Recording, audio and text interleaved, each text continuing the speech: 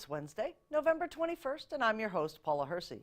On today's show, we explore safety training with the Department of Public Works, learn about a multi-year study of the Cape Cod Canal bridges, and wrap up the show by showing you where and how to get oysters and quahogs on your holiday menu. Let's start with some news you can use.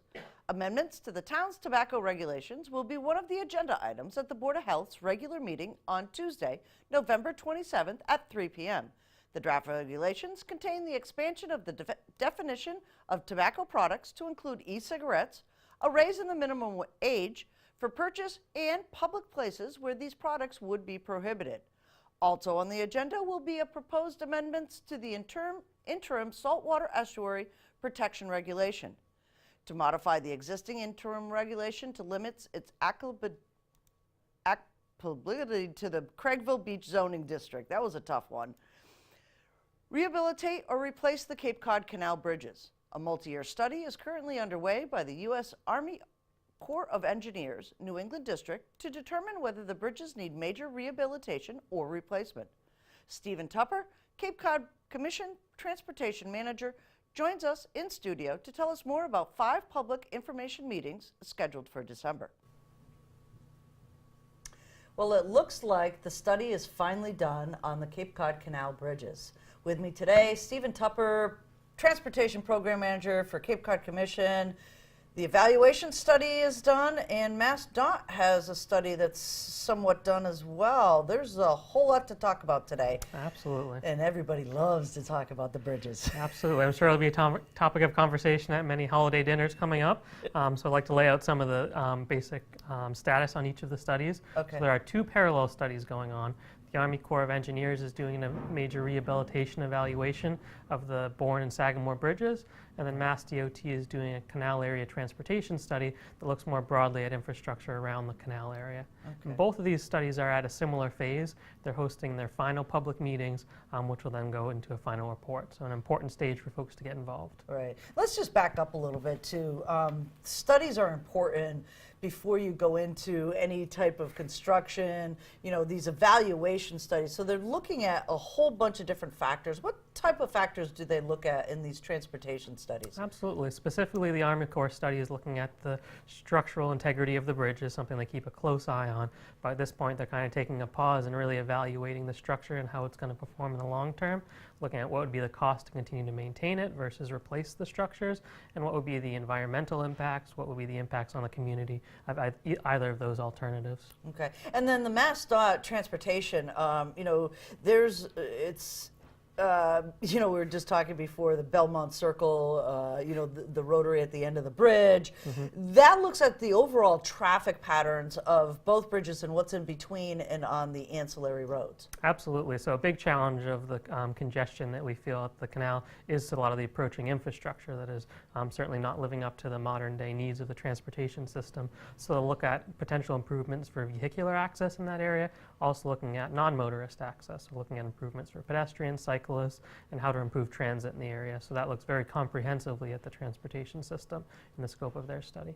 Right. And we'll just make sure that people understand that they're 2 divergent studies, mm-hmm. but they do have some parallels that they're actually looking at together. Absolutely, and it's something we haven't seen in some time, a really strong coordination between the 2 agencies. Certainly physically they transition between one and another. Now they seem to be coordinating well in terms of the studies. They're looking at a lot of the same assumptions and trying to come up with a solution for the whole region.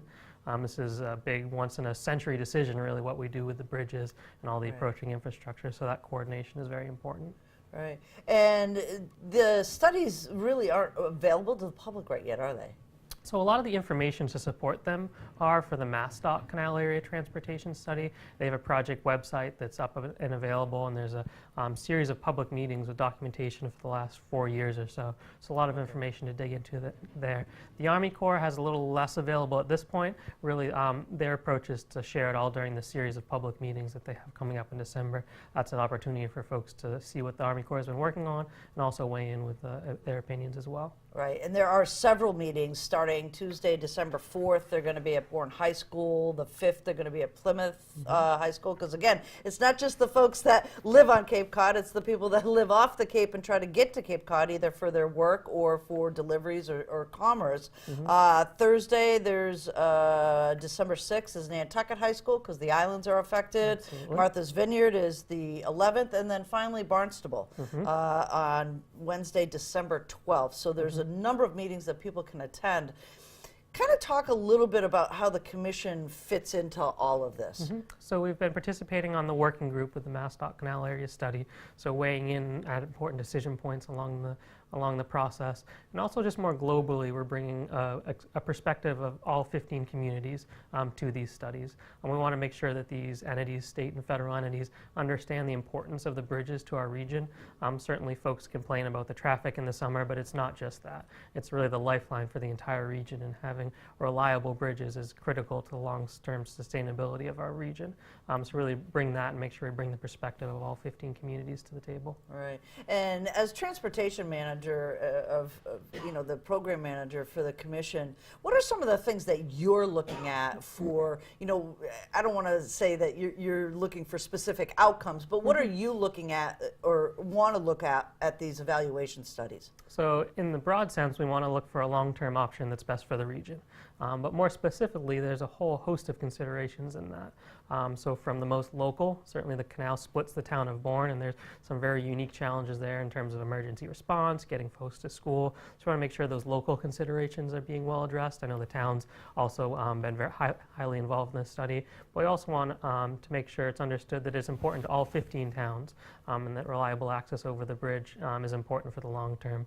Certainly in the last round of construction at the bridges, we acutely felt the impact on our community, and the thought of having that more frequently in the next coming years it would certainly be a challenge for our region. So we want something that really thinks long term what's best for our region. Right, and when we talk about repairs to the infrastructure, when were these bridges built? These bridges were completed in 1935, only took 2 years to construct, so a little bit different back in those days, but they were built for a time very different than today.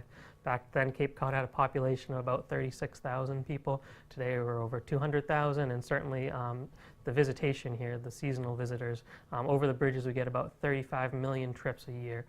So that's certainly a heavy toll on those structures. Wow, I didn't realize 35 million trips over the bridge each year, so these are very critical links for our region. Right, and the narrowness of these bridges means something too, right? Absolutely. It's about 40 feet wide for 4 lanes, so that's about 10 feet a lane. A modern travel lane for that class would be about 12 feet, so certainly very narrow, and there's no shoulders. That's the critical thing. Every bridge has maintenance activities, but a modern bridge has shoulders that allow for those activities. Really, that we're very constrained with the current cross-section of the bridge, and there's really nothing they can do with them. So the challenge is that going to be the story going forward, or are we going to have something that's a little easier to maintain? Right, and that means too, as the approach to the bridge, obviously from Bourne and from the Sagamore, then onto Route 6, which is a little antiquated as well. Is MassDOT actually looking at that piece as once you come over the bridge, even if it might be a new one with wider lanes and more lanes coming into that constrained old? Absolutely. So that's an important component of the MassDOT study, is looking for, if there's a replacement bridge, what needs to happen to accommodate it on the approaching infrastructure. A new bridge would have a different profile. Right now you go up and down over the bridges, so this would be flattened out a little bit for better safety, but that really has a trickle-down effect on the infrastructure. So there'd have to be some significant improvements down Route 6 to accommodate that. And some of the discussion so far would be a potential of adding a lane all the way down to exit 2 to kind of smooth that transition onto Route 6. Right, yeah, that's the bottleneck, it seems, in a lot of ways. Anything else you want folks to know about the studies and the meetings coming up? Certainly, I just want to emphasize the importance of making your voice heard in this. Certainly through the working groups that MassDOT's been doing in the public meetings, we've had good attendance so far.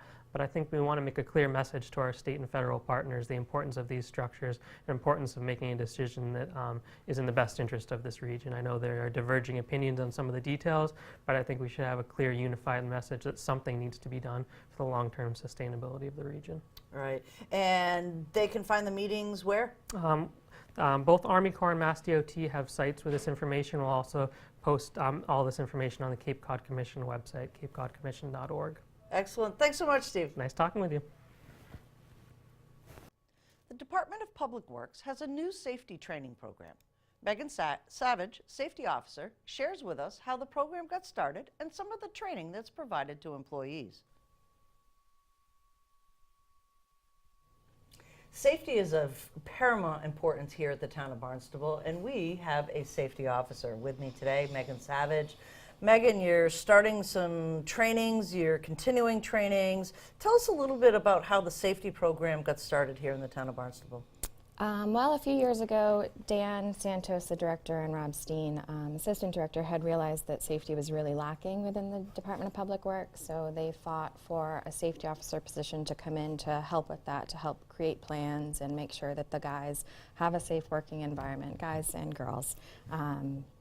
Make sure they have a safe working environment, somebody who is on top of it and tracking it.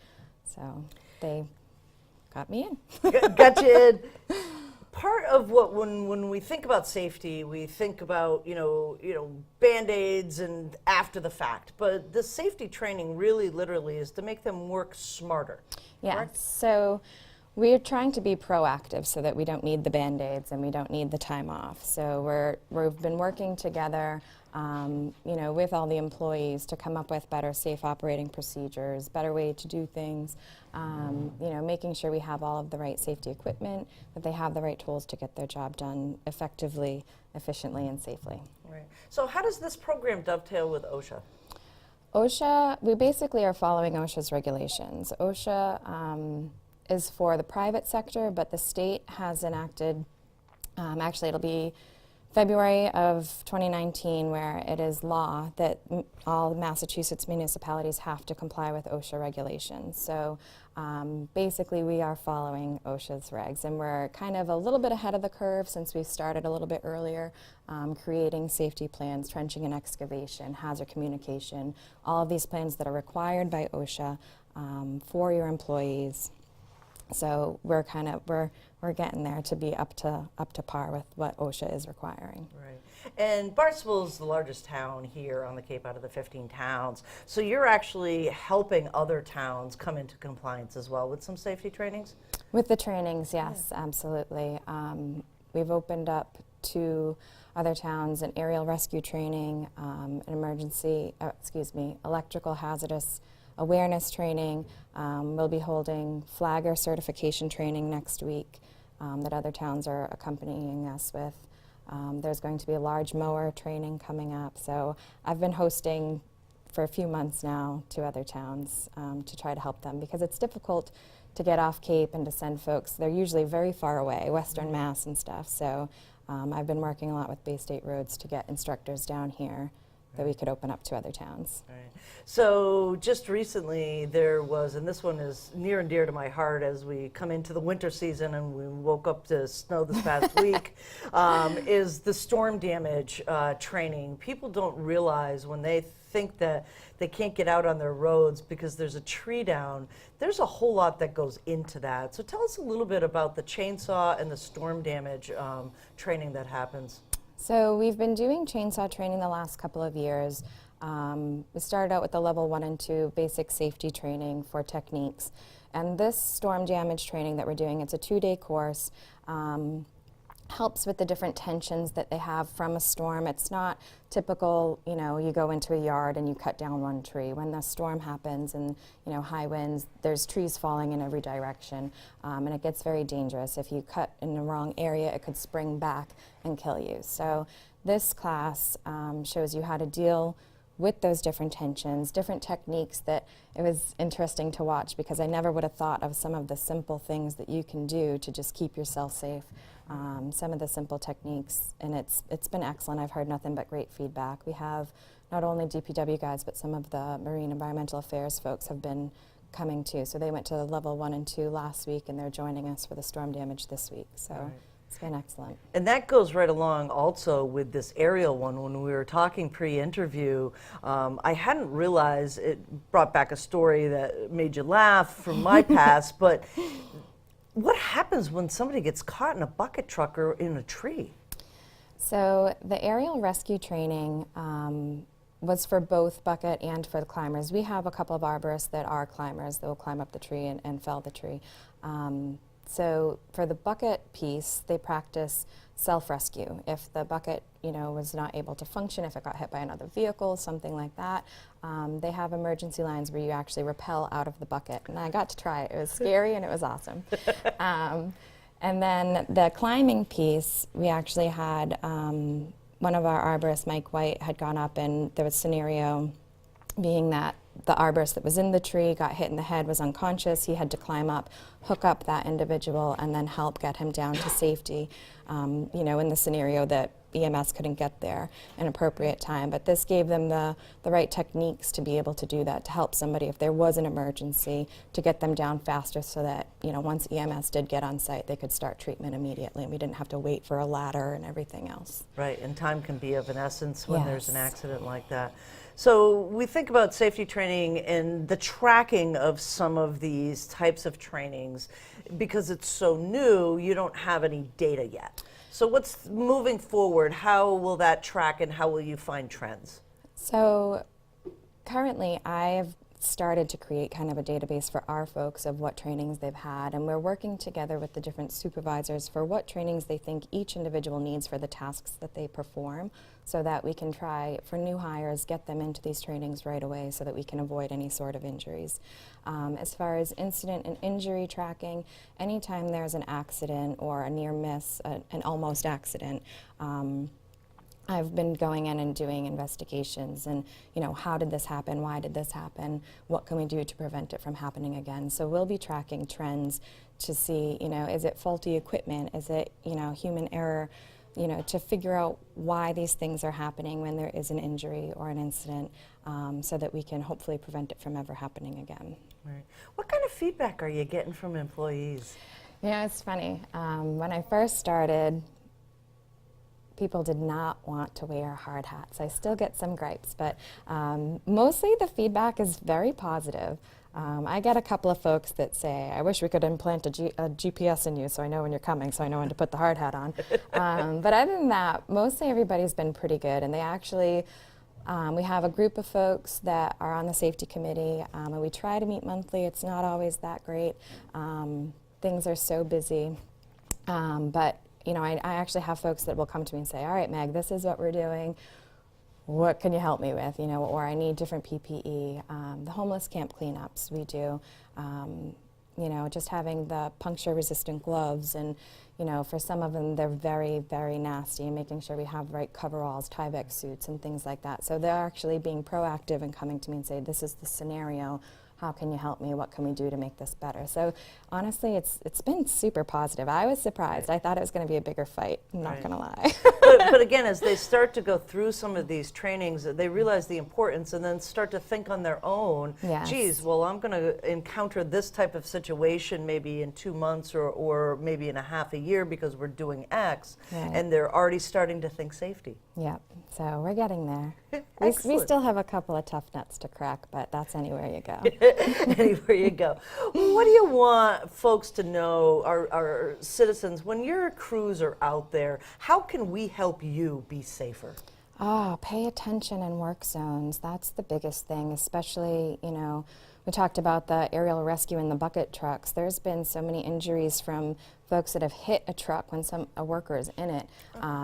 So work zones, slow it down and just pay attention, be cognizant, understand that these folks, especially during storms, have been working for hours and hours, sometimes 24, 40 hours nonstop. So give them space and, let them do their job safely so they can get home to their families. Fantastic. Thanks so much, Megan. Thank you. Little Necks, oysters, and quahogs were most certainly on that first Thanksgiving table, and the tradition certainly continues today at many homes in the town of Barnstable. Take advantage of the season this week. Shellfish and oysters can be raked Wednesday through Sunday. Remember, weekly limits do apply. Check the town's website for open areas and catch limits before you head out.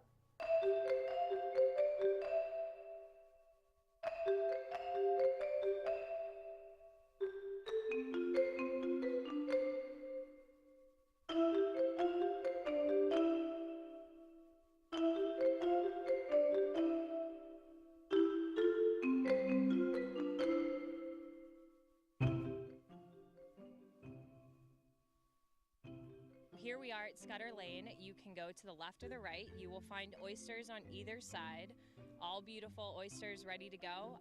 All you need is your gauge, your shell fishing permit, and you want to go on an open day, so Sunday, Wednesdays, and Saturdays.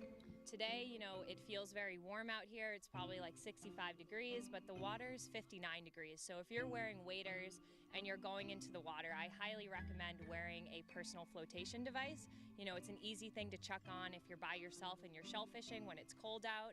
If you trip over a rock, it's a really easy way just to stay safe and be able to get out of the water.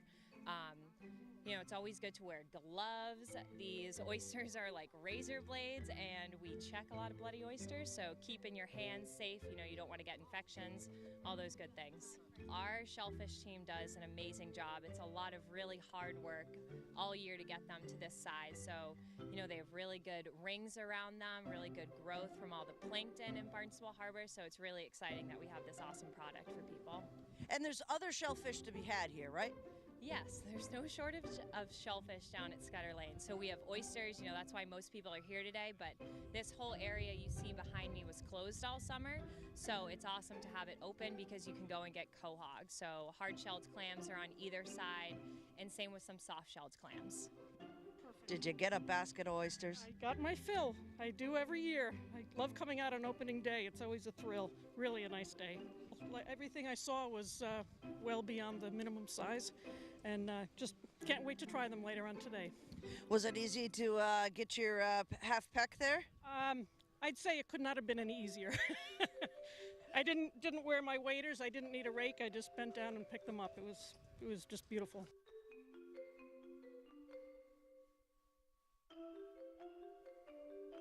The weather did not deter people, which is great. The sun's starting to come out, and people are so happy. That's just what I love about it. People that I haven't seen since last oyster season. It's like a big family reunion. We're all getting together again, and they're saying it's pretty easy, so I'm glad. I've done my job. So you can be very selective today. So you go around, you find the ones with the nice bowls. I mean, people, they don't even need to get their rake out, so they're just going down in just their muck boots, no waders, and just picking up what they want. It's been great. So licenses, remember, if you're a resident, your license should be red this year. If you're a non-resident, it should be yellow. That means that you have a current license. So check that expiration date to make sure that you have it. If you don't, come on down and visit us at Marine Environmental Affairs, 1189 Finney's Lane, and we'll get you a new license. It's absolutely worth it because you can get a half a peck of oysters a week in addition to a full peck of quahogs, a full peck of steamers. You'll have a blast, and you'll join the party down here. So come and get your license.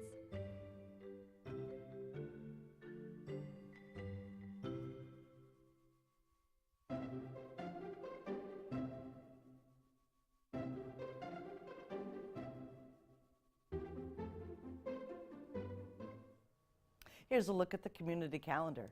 If you are headed out to the Falmouth Barnstable football game at Barnstable High School tomorrow morning, bundle up. Wear layers, hats, and gloves. Game time temperature will be in the 20s and a stiff northwest wind blowing. Wind chills will be brutal. Happy Thanksgiving from all of us at Channel 18, and we hope you have a safe and warm weekend. Comments, suggestions, accolades? Connect with us on Facebook and Instagram, email us, or send us an old-fashioned note by carrier pigeon. Channel 18 works. For you, I'm Paula Hersey, and thank you for watching Barnstable Today.